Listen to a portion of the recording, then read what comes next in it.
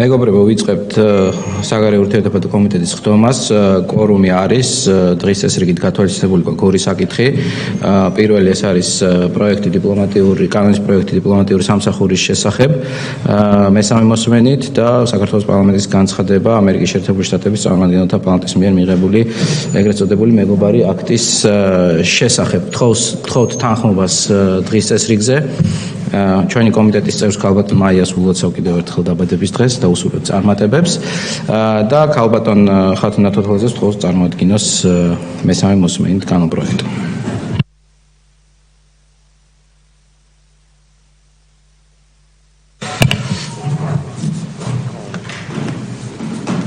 მოგეხსენებათ მესამე მოსმენით კანონ პროექტში ჩვენ ვიხილავთ რედაქციულ შენიშვნებს შესაბამისად გავყვები მუხლობრივად და ვკითხავთ ხომ არ არის შენიშვნები თითოეულ მუხლში. მუხლი პირველი. პირველ მუხლში ან რედაქციული ხასიათის შენიშვნები უბრალოდ სიტყვები არის გადაადგილებული, იურიდიული ტექნიკის თვალსაზრისით არის გამართული. მეორე მუხლი თექვე პუნქტი. მეორე მუხლის თექვე პუნქტშიც იგივე, ანუ სათაური უფრო მეტად არის დახვეწილი მუხლის რედაქციული თვალსაზრისით. იგ ქვე პუნქტი. არ არის ცვლილებები. რ ქვე პუნქტი. რ ქვე პუნქტშიც ანუ შესაბამისად სათაურის არის რედაქციული ხასიათის ცვლილება. მეოთხე მუხლი. მეოთხე მუხლიც არის რედაქციულად და გრამატიკულად გასწორებული. მეოთხე მუხლის მეორე პუნქტი. არ არის ცვლილება. მესამე და მეოთხე პუნქტი. არ არის ცვლილება. მეექვსე მუხლის მეხუთე პუნქტი. მეექვსე მუხლში არის მეექვსე მუხლის მეხუთე პუნქტში არის ასევე რედაქციული ხასიათის ცვლილება და გასწორებულია და გათვალისწინებული. მეექვსე პუნქტი. მეექვსე პუნქტშიც პირველი შესაბამისად. მეექვსე პუნქტის 6 პრიმა. არ არის ცვლილება. მეშვიდე პუნქტი. არ არის ცვლილება. მე-12 მუხლის B ქვე პუნქტი. რედაქციული ხასიათის ცვლილება და გასწორებულია, ანუ პუნქტების ნუმერაცია. G ქვე პუნქტი. ასევე გამომდინარე პირველი პუნქტიდან. G ქვე პუნქტის შემდეგ G პრიმა ქვე პუნქტი. არ არის ცვლილება. მე-13 მუხლის A ქვე პუნქტი. არ არის ცვლილება. A პრიმა. არ არის ცვლილება. G2 არ არის ცვლილება. D ქვე პუნქტი. არ არის ცვლილება. მე-18 მუხლის პირველი პუნქტის B ქვე პუნქტი. რედაქციულად არის გასწორებული ასევე წინაცვლილების შესაბამისად ტერმინოლოგიურად. პირველი პუნქტის G ქვე პუნქტი. როგორც აღნიშნე რედაქციულად ყველა პუნქტი. პირველი პუნქტის D ქვე პუნქტი. ასევე მეოთხე პუნქტი. შესაბამისად. მეექვსე პუნქტი. ასევე მეშვიდეც. მე-19 პრიმა. მე-19-ც არის გასწორებული რედაქციულად. მე-20 მუხლი. მე-20 მუხლში არის მესამე პუნქტში გასწორებული რედაქციულად. 24 პუნქტის I პრიმა. 24 მუხლის I პრიმა. რედაქციულად არის გასწორებული წინა მუხლების შესაბამისად, ანუ ტერმინოლოგიურად ყველგან. 26 მუხლის B ქვე პუნქტი. არ არის ცვლილება. 28 მუხლის მეორე სეკუნდა. ეს ამოღებულია. გასწორებული არის ასევე რედაქციულად. 29 მუხლის პირველი პუნქტი. 29 არ არის ცვლილება. 32 მუხლის მეხუთე პუნქტი. გასწორებულია რედაქციულად. ბოდიში არა, მეხუთეში არა. აქვე პუნქტი. მე-7 პუნქტი. ანუ 32-ში არ გვაქვს ცვლილება. მე 32-ს მე-5-ში არ გვაქვს ცვლილება. ხომ? 32-ს მე-7. 32-ის მე-7-ში არ არის ცვლილება. 32-ის მე-10 პუნქტი. მე-10-შიც არ არის.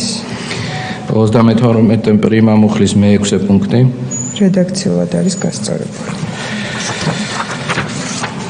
მე-9 პუნქტი.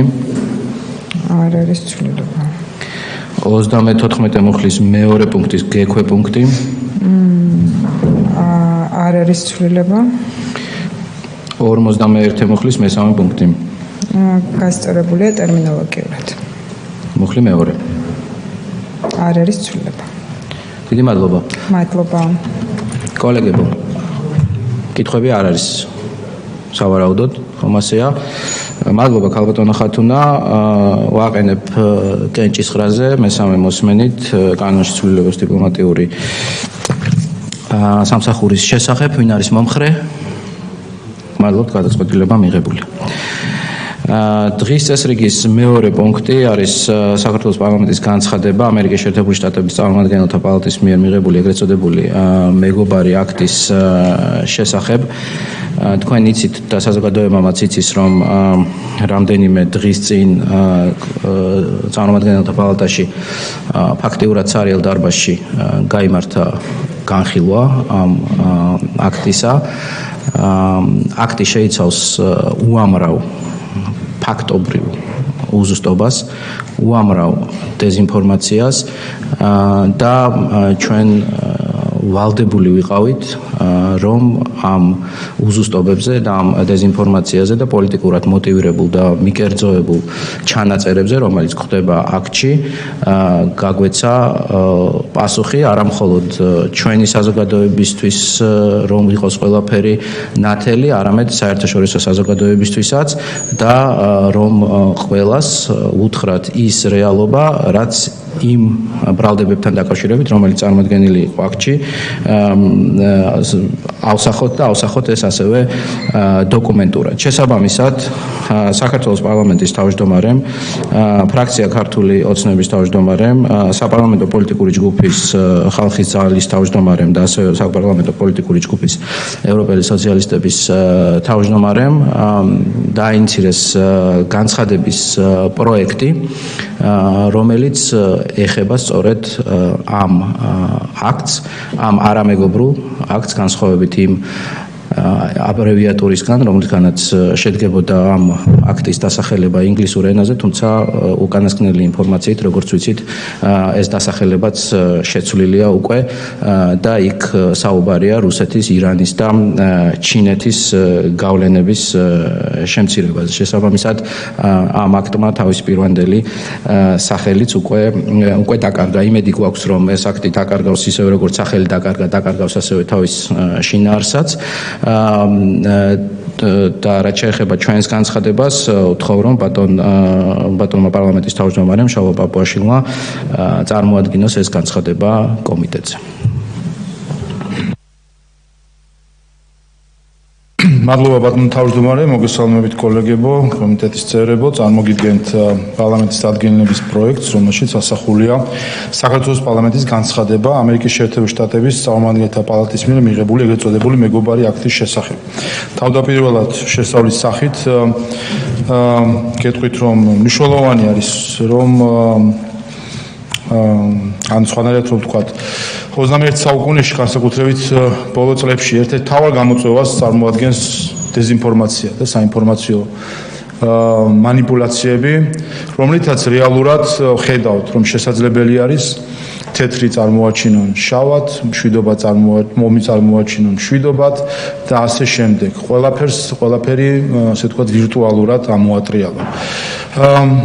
ეს გამოწვევა არის ბევრი ქვეყნისთვის და ერთადერთი პასუხი, რომელზეც ეფექტიანი პასუხი, რომელიც არსებობს ამაზე, არის სიმართლე, რომელიც ყოველთვის უნდა ითქვას, რათა შევეწინააღმდეგოთ დეზინფორმაციულ პროპაგანდას, რომელიც ამ შემთხვევაში ქართველი ხალხის და მისი ხელისუფლების წინააღმდეგ მოედინება.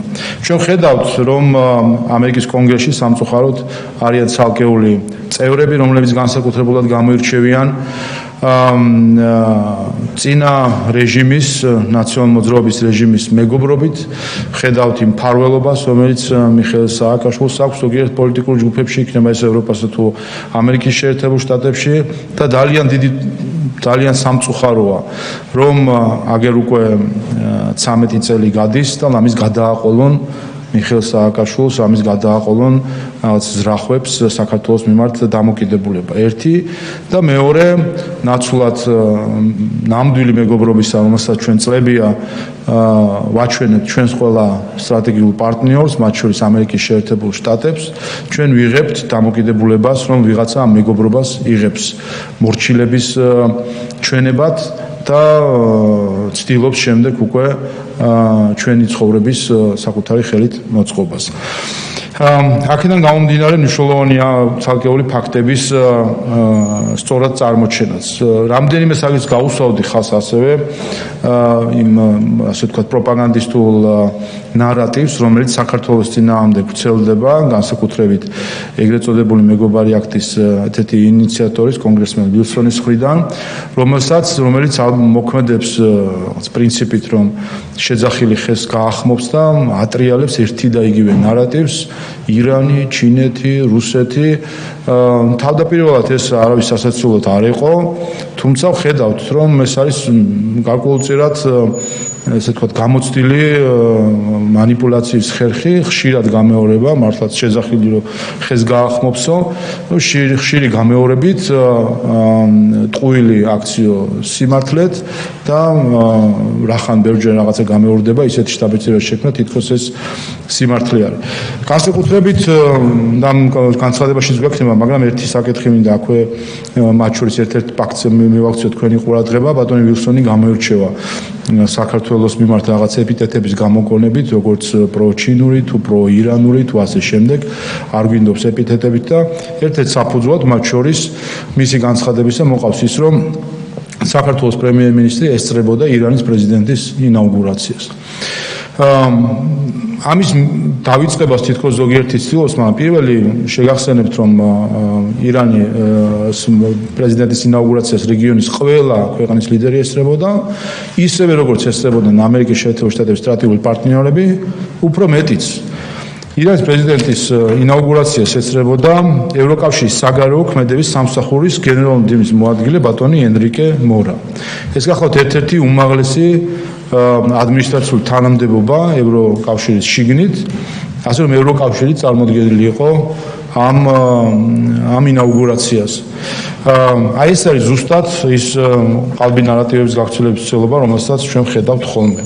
თავად აქც რაც შეეხება, ჩვენ ამაზეც ვისაუბრეთ, რომ სავსე არის წინააღმდეგობებით, გასაკვირია, რომ წარმომადგენელთა პალატა ან ავტორები ამ აქტისა მიმართავენ USAID-ს, რომ მან შეიმუშაოს სტრატეგია საქართველოსთან დაკავშირებით. ეს ის USAID-ია, რომელსაც ტრამპის ადმინისტრაციამ თაღლითი ორგანიზაცია უწოდა და რომელიც დახურვის პროცესში არის ახლა. არ ვიცი, რას უნდა მივაწეროთ ის, რომ ამერიკის წარმომადგენელთა ამერიკის შეერთებულ შტატების წარმომადგენელთა პალატა ორგანიზაციას, რომელსაც მისივე ადმინისტრაცია თაღლითურად მიიწევს და რომელსაც ბევრი ფაქტი უკვე გამომზეურდა, უკვეთავს სტრატეგიას საქართველოსთან შემდგომი საქმიანობის შესახებ. არაფერს ვიტყვი იმაზე, რომ პირად განცხადებებში კონგრესმენი ვილსონი იმაშიც ვერ გარკვეულა 2024 წელს ჩვენ საპარლამენტო არჩევნები ქონდა თუ საპრეზიდენტო არჩევნები ქონდა და საუბრობს, რომ თითქოს სალომე ზურაბიშვილს ვინმე გაუყალბა რაღაც არჩევნები. ასეთი ზედაპირულობა სამწუხაროდ დღეს მე ჩემს ანგარიშიც ქონდა ამაზე საუბარი, ზედაპირულობა, რომელმაც შეიძლება გამოუსწორებლად დააზიანოს მთელი ხალხები, ქვეყნები და სახელმწიფოები და სამწუხაროა, რომ ასე უპასუხისმგებლად უდგება ზოგიერთი უცხოელი პოლიტიკოსის საკუთარ სტატუსს. ახლა კი თავად რაც შეეხება აქტს, ის დაახლოებით 7 გვერდი არის, ასე რომ მე წაგიკითხავთ თლიანად აქტს. მინდა აქვე მადლობა გადაუხადო ფრაქციის ქართული ოცნებას, ხალხის ძალას და ევროპის სოციალისტებს თანამშრომლობისთვის და ეს არის საერთო განცხადება სამი ფრაქციისა, პოლიტიკური ჯგუფისა, შესაბამისად ეს არის საერთო განცხადება საქართველოს პარლამენტისა და ეს არის საქართველოს პარლამენტის ერთიანი პოზიცია ამ აქტთან და ზოგადად ამ ნაბიჯთან დაკავშირებით. საერთო პარლამენტის განცხადება ამერიკის შეერთებული შტატების წარმომადგენელთა პალატის მიერ მიღებული ეგრეთ წოდებული მეგობარი აქტის შესახებ. 2025 წლის 5 მაისს ამერიკის შეერთებული შტატების წარმომადგენელთა პალატამ მიიღო ეგრეთ წოდებული მეგობარი აქტი, რომელიც თავისი არსით საქართველოს სახელმწიფოს, ქართველი ხალხისა და მის მიერ არჩეული ხელისუფლების, მათ შორის საქართველოს პარლამენტის მიერ უაღრესად მტრული აქტია. ეგრეთ წოდებული მეგობარი აქტი ეფუძნება სამ ძირითად ცრუ ბრალდებას. საქართველოში აღინიშნება დემოკრატიის მნიშვნელოვანი უკუსლა, b. საქართველოში აღინიშნება ხელისუფლების მიერ ევროატლანტიკური ინტეგრაციის დაბლოკვა, g. საქართველოს ამყარებს არასათანადო კავშირებს რუსეთთან, ჩინეთსა და სხვა ავტორიტარულ რეჟიმებთან. მოგვიანებით დაკონკრეტდა, რომ სხვა ავტორიტარულ რეჟიმებში ირანი იგულისხმება. ეგრეთ წოდებული მეგობარი აქტი საგანგებო ანალიზს არ საჭიროებს, რადგან მასში ერთი შეხედვითაც იკითხება მტრული სულისკვეთება საქართველოს, ქართველი ხალხისა და ქვეყნის ხელისუფლების მიმართ. აღსანიშნავია ისიც, რომ ეს აქტი ტექნიკურადაც კი გაუმართავია და არაერთ ფაქტობრივ შეცდომასა და ლოგიკურ წინააღმდეგობას შეიცავს. თუმცა საქართველოს პარლამენტს მიზანშეწონილად მიაჩნია ეგრეთ წოდებული მეგობარ აქტში წარმოდგენილი თითოეულ ცრუ ბრალდებას ფაქტებზე დაყრდნობით გასცეს პასუხი. პირველი, საქართველოში მნიშვნელოვანი დემოკრატიული უკუსლის შესახებ ბრალდების მცდარობას უთყუარად ადასტურებს კონკრეტული ფაქტები და ის საერთაშორისო რეიტინგები, რომელთა თანახმად საქართველომ 2012 წლის შემდეგ ყველა მიმართულებით ფუნდამენტური პროგრესი განიცადა. კერძოდ, ქვეყანაში 2012 წლის შემდეგ მიღებული იქნა კონსტიტუცია, რომელიც სრულად შეესატყვისება უმაღლეს დემოკრატიულ სტანდარტებს და რომელმაც Deep State-ის მიერ მართული სააკაშვილის რეჟიმის პროავტორიტარული კონსტიტუცია ჩაანაცვლა. 2.5-ჯერ შემცირდა ციხეებში პატიმართა რაოდენობა, ხოლო 10-ჯერ მათი სიკვდილიანობა. აღიკვეთა ხელისუფლების მიერ პატიმრების წამებისა და მათ მიმართ არაადამიანური მოპყრობის სისტემური პრაქტიკა, რომელიც Deep State-ის მიერ მართული სააკაშვილის რეჟიმის ხელწერის ერთ-ერთი უმთავრესი შტრიხი იყო, რაც ადამიანის უფლებათა ევროპულმა სასამართლომ აღიარა და დაადასტურა. აღიკვეთა ბიზნესის რეკეტის სისტემური პრაქტიკა, რომელსაც Deep State-ის მიერ მართული სააკაშვილის რეჟიმი ავტორიტარული მმართველობის ერთ-ერთ უმთავრეს ინსტრუმენტად იყენებდა. აღსანიშნავია, რომ ფრეიზერის ინსტიტუტის ეკონომიკური თავისუფლების მსოფლიო ინდექსში საქართველოს 25 ადგილი უკავია. ჩამოყალიბდა მრავალფეროვანი მედია გარემო, უმაღლესი ხარისხის პლურალიზმით. თუ 2012 წლამდე Deep State-ის მიერ მართულ სააკაშვილის რეჟიმს მედია სივრცე პრაქტიკულად სრულად ჰქონდა მონოპოლიზირებული, დღეს საქართველოს შეუძლია მედიის დამოუკიდებლობის თვალსაზრისით აშშ-სა და ევროპის ქვეყნების უდიდეს უმრავლესობას მაგალითი მისცეს. საქართველოს პარლამენტი ყურადღებით უსმენს ამერიკის შეერთებული შტატების პრეზიდენტის დონალდ ტრამპის განცხადებებს ამერიკულ მედიაში შექმნილ უმძიმეს მდგომარეობის შესახებ და ხედავს, რომ მედიას ევროპის უმეტეს ქვეყნებშიც პრინციპულად Deep State-ი აკონტროლებს და მართავს. ჩამოყალიბდა დამოუკიდებელი სასამართლო სისტემა, რომელიც მანამდე სრულად ექვემდებარებოდა Deep State-ის მიერ მართული სააკაშვილის რეჟიმის პოლიტიკურ კონტროლს. ოპონენტები ვერ ახერხებენ კონკრეტული სასამართლო საქმეებს, რომლებიც 2012 წლის შემდეგ უსამართლოდ გადაწყდა. უცხოელი თანამდებობის პირების, არასამთავრობო ორგანიზაციების და ოპოზიციური პარტიების მიერ გაკრიტიკებული ყველა სასამართლო გადაწყვეტილება ადამიანის უფლებათა ევროპულმა სასამართლომ სამართლიანად აღიარა. მსოფლიო მართლმსაჯულების პროექტის კანონის უზენაესობის ინდექსში საქართველოს რეგიონის ქვეყნებს შორის პირველ ადგილზეა და ევროკავშირის წევრ არაერთ სახელმწიფოს უსწრებს. დემოკრატიის მრავალფეროვნების კვლევის თანახმად, ხელისუფლების ჩარევისაგან მართლმსაჯულების თავისუფლების ინდექსში საქართველოს ევროპაში მე-9 ადგილი უკავია. ადამიანის უფლებათა ევროპულ სასამართლოში შეტანის საჩივრების რაოდენობა 3-ჯერ შემცირდა. ამის საპირისპიროდ ამერიკის შეერთებული შტატების წინა ადმინისტრაციის პირობებში იყო შემთხვევა, როდესაც საქართველოში ამერიკის შეერთებული შტატების საელჩოს წარმომადგენელმა ქართველ მოსამართლეს საქართველოს კონსტიტუციის დარღვევით ღიად მოსთხოვა კონკრეტულ საქმეზე ანგარიში, ხოლო შემდეგ მისთვის მიუღებელი გადაწყვეტილების გამო ამერიკაში ვიზიტი გაუუქმა. აღსანიშნავია, რომ მოგვიანებით ადამიანის უფლებათა ევროპულმა სასამართლომ ამ გადაწყვეტილების სამართლიანობაც აღიარა. საქართველოს ძლიერი, გამჭვირვალე და ანგარიშვალდებული სახელმწიფო ინსტიტუტები აქვს. კორუფციის სიმცირის თვალსაზრისით იგი ერთ-ერთი მოწინავე ქვეყანაა. მაგალითად, ღია ბიუჯეტის ინდექსში საქართველო მსოფლიოს 125 ქვეყანას შორის პირველ ადგილზეა. მსოფლიო ბანკის კორუფციის არარსებობის ინდექსში კი მას მსოფლიოში 29, ხოლო ევროპაში მე-18 ადგილი უკავია. საქართველოში სამართლიანი და დემოკრატიული არჩევნები იმართება. მიუხედავად იმისა, რომ 2020 და 2024 წლებში Deep State საპარლამენტო არჩევნების დელეგიტიმაციის მასშტაბური კამპანია წინასწარ ჰქონდა დაგეგმილი, ორივე არჩევნები იმდენად სამართლიანი იყო, რომ არსებითი დარღვევის ფაქტები და მტკიცებულებები ვერავინ წარმოადგინა. აღსანიშნავია, რომ 2024 წლის არჩევნები ჩატარდა მსოფლიოში მოწინავე ამერიკული კომპანიის მიერ დამონტაჟებული ელექტრონული მთვლელებით, რომელთა აუდიტიც შემდგომ ასევე მსოფლიოში მოწინავე ამერიკულმა კომპანიამ განახორციელა და შედეგების უტყუარობაც დაადასტურა. ამის საპირისპიროდ 2008 წელს სააკაშვილის რეჟიმმა ძალაუფლება არჩევნების ტოტალური გაყალბების შედეგად შეინარჩუნა, რასაც Deep State-მა მწვანე შუქი აუნთო. სამოქალაქო თავისუფლების კუთხით არსებული 11 წლიანი პროგრესით საქართველოს მსოფლიოში მე-9 ადგილი უკავია. ქვეყანაში მშვიდობიანი შეკრების უფლება უმაღლესი სტანდარტების შესაბამისად არის უზრუნველყოფილი. 2024 წლის ნოემბერსა და დეკემბერში ხელისუფლებამ კონსტიტუციური წყობილების დამხობის 5-დღიანი უკიდურესად ძალადობრივი მცდელობა ისე აღკვეთა, რომ შეკრების დაშლისას მათი არც ერთი მონაწილის ჯანმრთელობას გრძელვადიანი კვალი არ დაჩნევია. მოძალათა და ქმედების შედეგად კი ერთმა პოლიციელმა ცალთვალში მხედველობა დაკარგა. 150 დღეზე მეტია ადამიანთა ძალზე მცირერიცხოვანი ჯგუფი იკრიბება და ყოველდღიურად კეტავს თბილისის ცენტრალურ გამზირს, თუმცა ამ პროცესში სამართალდაცვი ორგანოები არ ერევიან.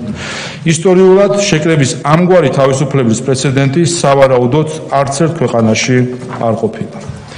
საქართველოში დემოკრატიისთვის ძირის გამოთხრას Deep State და მისი ინსტიტუტები ცდილობდნენ. აღსანიშნავია, რომ 2023-24 წლებში ქვეყანაში დემოკრატიაზე თავდასხმის მთავარი ხაზი უკავშირდებოდა საქართველოს პარლამენტის მიერ მიღებულ კანონებს, რომლებიც USAID-ის, NED-ის და სხვა მსგავსი ფონდების დაფინანსების გამჭვირვალობასა და LGBT პროპაგანდის შეზღუდვას ითვალისწინებდა. ამასთანავე 2020 წლიდან დღემდე Deep State ცდილობს ხელისუფლებაში დააბრუნოს პოლიტიკური ძალა, რომელიც პრეზიდენტ ტრამპის უშვერი სიტყვებით ლანძღვით გამოირჩეოდა, ისი ვიდეო მტკიცებულებებიც საჯარო წყაროებში მრავლად მოიპოვება. ყველა ეს ფაქტი უტყუარად ადასტურებს არა მხოლოდ საქართველოს მიერ 2012 წლის შემდეგ განცდილ ფუნდამენტურ დემოკრატიულ პროგრესს, არამედ იმასაც, რომ დღეს ის არის დემოკრატიული ქვეყანა, რომელიც მტკიცედ იცავს სამართლის უზენაესობას და ადამიანის ძირითად უფლებებსა და თავისუფლებებს. მეორე ბრალდება. საქართველოს ევროატლანტიკური ინტეგრაციის დაბლოკვის შესახებ ბრალდებების მცდარობას ასევე უტყუარად ადასტურებს კონკრეტული ფაქტები და მტკიცებულებები. 2017 წელს სწორედ მოქმედმა ხელისუფლებამ შეიტანა საქართველოს კონსტიტუციაში ცვლილება, რომლითაც ევროატლანტიკურ სტრუქტურებში ინტეგრაცია ქვეყნის ხელისუფლების ამოცანად განსაზღვრა, რასაც იმ დროს პარლამენტში წარმოდგენილმა არც ერთმა ოპოზიციურმა პარტიამ ხარი არ დაუჭირა. საქართველო ყოველთვის გამოხატავდა სრულ მზადყოფნას ევროატლანტიკური ინტეგრაციისთვის, თუმცა ამის საპასუხოდ პარტნიორებისგან თავშეკავებულ პოზიციას იღებდა. ეს იმას ნიშნავს, რომ საქართველოს ევროინტეგრაციის გზაზე ხელოვნურ დაბრძოლებებს ხელისუფლება კი არ უქმნიდა, არამედ პარტნიორი ქვეყნები. ამგვარი დამოკიდებულების მიუხედავად საქართველომ ევროინტეგრაციის გზაზე ყველა ხელშესახებ შედეგს სწორედ მოქმედი ხელისუფლების პირობებში მიაღწია. კერძოდ, 2014 წელს ხელი მოეწერა საქართველოსა და ევროკავშირის შორის ასოცირების შესახებ შეთანხმებას, ღრმა და ყოვლისმომცველი თავისუფალი სავაჭრო სივრცის შესახებ შეთანხმებას, ხოლო მოგვიანებით საქართველოს მოქალაქეებისთვის უვიზო მიმოსვლის რეჟიმი დაწესდა. 2022 წლის მარტშიც მოქმედმა ხელისუფლებამ შეიტანა განაცხადი საქართველოს ევროკავშირში გაწევრებაზე. თუმცა მას და ქართველ ხალხს იმავე წლის ივნისში სრულიად დაუსაბუთებლად ეთქვათ უარი საქართველოსთვის ევროკავშირის წევრობის კანდიდატი ქვეყნის სტატუსის მინიჭებაზე, რაც Deep State-ის წარმომადგენლებმა, კერძოდ ამერიკის შეერთებული შტატების საერთაშორისო განვითარების სააგენტოს, დემოკრატიის ეროვნული ფონდისა და სხვა მსგავსი ფონდების მიერ დაფინანსებულმა არასამთავრობო ორგანიზაციებმა რევოლუციის მოწყობის მცდელობისთვის გამოიყენეს. ევროპული ბიუროკრატიის უსამართლო მიდგომის მიუხედავად, საქართველომ თავისი ხელისუფლების წყალობით ქართველი ხალხის თანადგომით 2023 წლის დეკემბერში მაინც მოიპოვა ევროკავშირის წევრობის კანდიდატი ქვეყნის სტატუსი. თუმცა უსამართლო მიდგომა 2024 წლიდან ისევ განახლდა. კერძოდ, საქართველოს ხელისუფლების ზღაპრყოფნის მიუხედავად, ევროპულმა ბიუროკრატიამ საქართველოს ევროინტეგრაციას ხელოვნური დაბრკოლება შეუქმნა იმით, რომ ქვეყნის ხელისუფლებას და ქართველ ხალხს საქართველოს ევროკავშირში გაწევრიანების შესახებ მოლაპარაკებების გახსნაზე უარი უთხრა. საქართველოს დღესაც ცდილობს გაუმკლავდეს ამგვარ უსამართლო მიდგომას, რომელიც მას ევროინტეგრაციის გზაზე ერთადერთ ხელოვნურ ბარიერს უქმნის. რაც შეეხება საქართველოს ნატოში გაწევრებას, როგორც ცნობილია, ამერიკის შეერთებული შტატების ახალ ადმინისტრაციასა და ნატოს უკრაინასა და საქართველოს ნატოში ინტეგრაცია საშუალო ვადიან პერსპექტივაშიც არარეალურად მიაჩნიათ. ასეთ პირობებში კი საქართველოს ზედმეტი აქტიურობა ასმოკლებულია.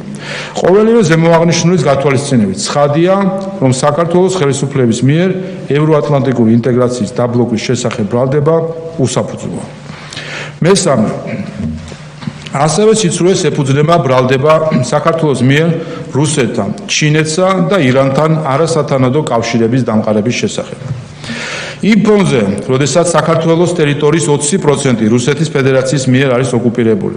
საქართველოს ამერიკის შეერთებული შტატებისა და ევროპის ქვეყნების უდიდესი უმრავლესობისგან განსხვავებით, რუსეთთან დიპლომატიური ურთიერთობებიც კი არ აქვს.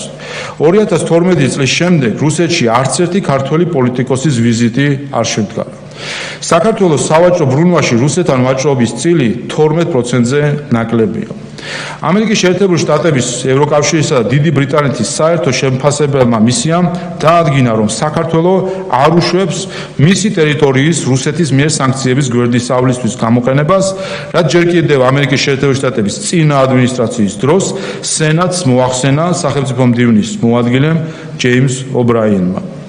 2022 წლის თებერვლის შემდეგ საქართველოს შეუერთდა 600-ზე მეტ საერთაშორისო აქტს, რომელიც გამოხატავდა მხარდაჭერას უკრაინის სუვერენიტეტისა და ტერიტორიული მთლიანობის მიმართ და გმობდა რუსეთის სამხედრო აგრესიას უკრაინის წინააღმდეგ. რუსეთის ფედერაციასთან საქართველოზე ბევრად მჭიდრო ურთიერთობები აქვს საქართველოს ყველა მეზობელ ქვეყანას, აგრეთვე მოლდოვას, რომელიც DST-ს წევრად რჩება და რომლის პოლიტიკოსები რუსეთში ვიზიტებსაც არ ერიდებიან. ლიეტუვა და ლატვია კი რუსეთში იმაზე რამდენჯერმე მეტ ღვინოს ყიდიან, ვიდრე საქართველო, რომელიც ღვინის მწარმოებელი ქვეყანაა. ყველა ეს ფაქტი მოწმობს სიცრუესა და ორმაგ სტანდარტს, რომლებიც საქართველოს წინააღმდეგ არის მიმართული. საქართველოსა და ჩინეთს იმ დონის პოლიტიკური და ეკონომიკური ურთიერთობები აქვთ, როგორც ამერიკის შეერთებულ შტატებსა და ჩინეთს შორის არსებობს. საქართველოს პარლამენტი ყურადღებით აკვირდება პრეზიდენტ ტრამპის ოპტიმისტურ განცხადებებს ჩინეთთან თანამშრომლობის გაღრმავების შესახებ. ამ ფონზე სრულიად გაუგებარია ამერიკის შეერთებული შტატების საყვედური საქართველოს მიმართ ჩინეთთან ურთიერთობებთან დაკავშირებით. იგივე თქვის საქართველოსა და ირანის ურთიერთობებზე, რომლებიც სამწუხაროდ იმ დონისაც კი არ არის, როგორც ირანს რეგიონის სხვა ქვეყნებთან აქვს. აღსანიშნავია, რომ ამერიკის შეერთებულ შტატებში ირანთან დაკავშირებით სპეკულაციების საბაბად იქცა საქართველოს პრემიერ-მინისტრის დასწრება ირანის პრეზიდენტის ინაუგურაციას, რომელშიც რეგიონის ყველა სახელმწიფოს უმაღლესი წარმომადგენელი მონაწილეობდა. ინაუგურაციას ამერიკის შეერთებულ შტატებთან სტრატეგიული პარტნიორობის მქონე სახელმწიფოებისა და ევროკავშირის წარმომადგენლებიც ესწრებოდნენ. თუმცა სამწუხაროდ სპეკულაციების სამიზნე მხოლოდ საქართველო გახდა, რაც კვლავ უსამართლობას საქართველოსა და ორმაგ სტანდარტზე მიანიშნა. ყველა ეს სიცრუე და უსამართლობა ადასტურებს, რომ ეგრეთ წოდებული მეგობარი აქტი საქართველოსადმი deep state-ის უხეში ტრული დამოკიდებულებით არის ნაკარნახევი. ამერიკის შეერთებული შტატების კონგრესი იმის ნაცვლად, რომ deep state-ისგან დამოუკიდებლად მოქმედებდეს და ამერიკის შეერთებული შტატების ახალ ადმინისტრაციას წინა ადმინისტრაციის მიერ დაწესებული უსამართლო სანქციების გაუქმება სთხოვდეს, პირიქით მისგან ახალი სანქციების დაწესებასაც კი მოითხოვს. საბედნიეროდ ამგვარ აბსურდულ გადაწყვეტილებებზე ქართულ ხალხს ადეკვატური რეაქცია აქვს. უკვე დიდი ხანია ქართული საზოგადოება სრულიად არასერიოზულად აღიქვავს ევროპარლამენტს, რომელმაც 2022 წლიდან ქვეყნის წინააღმდეგ 6 მტრული რეზოლუცია დაამტკიცა. სამწუხაროდ ასეთივე რეპუტაციულ ზიანს აყენებს საკუთარ თავს ამერიკის შეერთებული შტატების კონგრესი. დასანანია, რომ კონგრესმა, რომელსაც ამერიკელმა დამფუძნებელმა მამებმა, ჯორჯ ვაშინგტონმა, თომას ჯეფერსონმა, ბენჯამინ ფრანკლინმა, ჯეიმს მადისონმა და სხვებმა ჩაუყარეს საფუძველი და რომელიც ერთ დროს დემოკრატიის ციტადელად იყო ცნობილი, 2025 წლის 5 მაისს საკუთარი იმიჯი და რეპუტაცია ქართული საზოგადოების თვალში მძიმედ შეელახა. საქართველოს პარლამენტის შეფასებით ქვეყნისადმი უხეშ უსამართლო დამოკიდებულებასა და ორმაგ სტანდარტს შეიძლება ერთადერთი რამ განაპირობებდეს. Deep State-მა საქართველოს ვერ აპატია ის, რომ მისმა ხელისუფლებამ არ შეასრულა Deep State-ის წარმომადგენლის მიერ ხელისუფლების უმაღლეს თანამდებობის პირებთან გამართულ შეხვედრებზე დაყენებული მოთხოვნა მეორე ფრონტის გახსნის თაობაზე. საქართველოს პარლამენტი გამოთქვამს იმედს, რომ ამერიკის შეერთებული შტატების ახალი ადმინისტრაცია Deep State-ს წარმატებით შეასუსტებს, რის შედეგადაც ამერიკის შეერთებული შტატების კონგრესი დაიბრუნეს ძველ დიდებასა და სახელს, რომელიც მას 200 წლიანი მოღვაწეობით ჰქონდა მოპოვებული. საქართველოს პარლამენტი გამოთქვამს მზადყოფნას ითანამშრომლოს ამერიკის შეერთებული შტატების კონგრესთან ყველა საკითხზე, რომლებმაც შეიძლება საქართველოსა და ამერიკის შეერთებული შტატების ურთიერთობების გაჯანსაღება უზრუნველყო. მადლობა ბატონო შავა. კოლეგებო, ხომ არ არის კითხვები ან კომენტარები? ბატონო ლევან. მადლობა ბატონ ნიკოლოს. დიდი მადლობა ბატონ შალვა ამ ტექსტის გაცნობისთვის, ჩვენთვის და საზოგადოებისთვის. ნამდვილად საჭირო და დროული ინიციატივა, იმიტომ რომ რასაც ჩვენ ვაკვირდებით ბოლო პერიოდის განმავლობაში, ეს არის ასე უაპელაციოდ საქართველოს დადანაშაულება და მისი რეპუტაციის გაცამტვერების მცდელობა. ამიტომ რა თქმა უნდა, რაც არ უნდა როგორ ნაკლებ მნიშვნელობითაც არ უნდა მიგვაჩნდეს ეგრეთ წოდებული მეგობარი აქტი, ჩვენგან მნიშვნელოვანია რომ მან თითოეულ ბრალდებას, რომელიც ამ აქტშია ნახსენები, სათანადო პასუხი გაეცეს და ეს დოკუმენტი სწორედ ამას ემსახურება, რომ ამ აქტით არ შეძლონ ტყუილების გასაღება რეალურ ფაქტებად. და შემდეგ რასაც აკეთებენ ხოლმე ამ ფაქტების გამოყენება, ამ დოკუმენტის გამოყენება სხვა რეზოლუციებში, როგორც ფაქტებად, რაც არაერთხელ გვინახავს. ასევე მნიშვნელოვანია ის, რომ იცით, რომ ახალი ადმინისტრაცია რეალურად თავის ახალ პრიორიტეტებს აყალიბებს, ჯერ გასაგებია მისი მთავარი პრიორიტეტები, რაც არის მნიშვნელოვანი დიდი მოვლენები, ომები, რუსეთთან, ჩინეთთან დამოკიდებულება და შეიძლება ამ ეტაპზე არ აქვს მას იმის დრო და შესაძლებლობა, რომ საქართველოს თუ ამ რეგიონზე ამ ეტაპზე იფიქროს, მაგრამ სწორედ აი ამ მღვრიე წყალში ცდილობენ ზოგიერთები თევზის დაჭერას, გამოყენებას ამ გარდამავალი ეტაპის და საქართველოსა და ამერიკას შორის ურთიერთობის იმგვარად დაზიანებას, რომ მერე შეუძლებელი იყოს რთული, ძალიან გართულდეს ურთიერთობის აღდგენა. და ბოლო მესამე ნაწილს ვიტყვი სახელთან დაკავშირებით, თუმცა აუცილებლად მინდა გამოვეხმაურო ამ ნაწილს.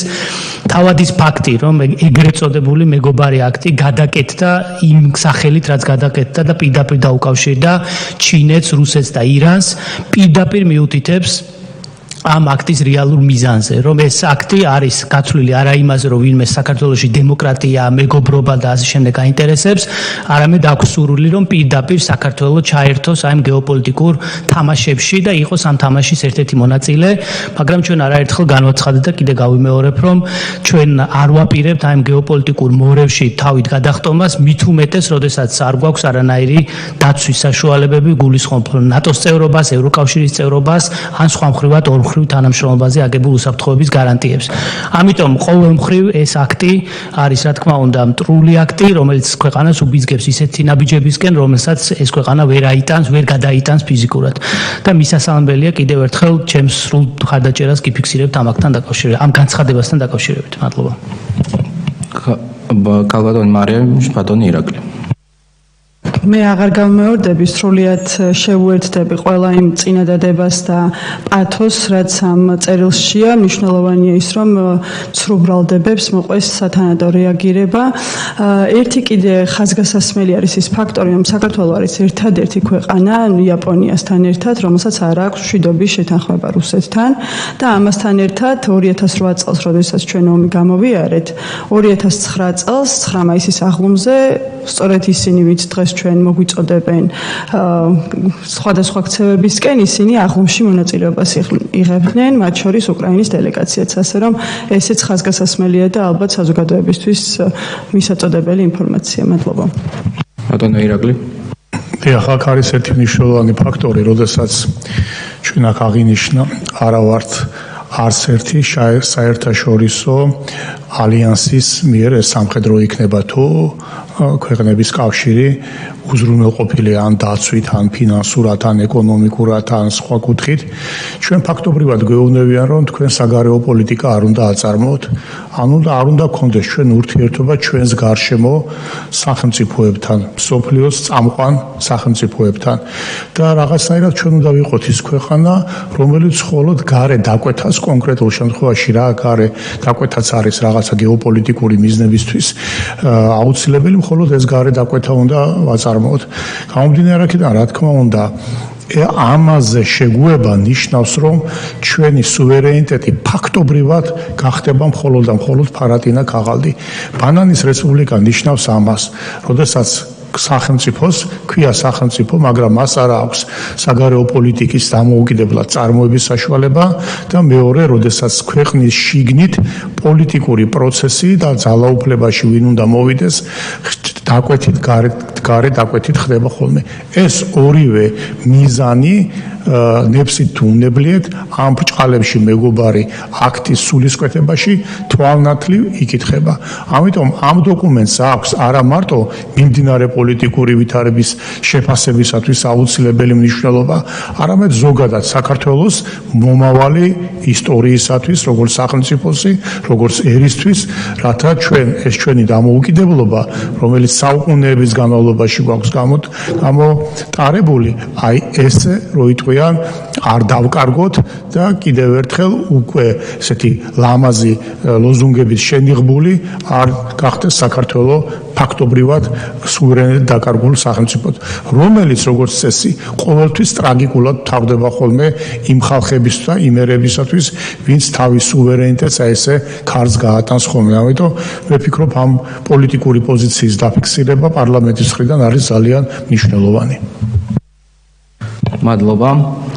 მეც მაქვს ერთი შენიშვნა და ერთი კომენტარი.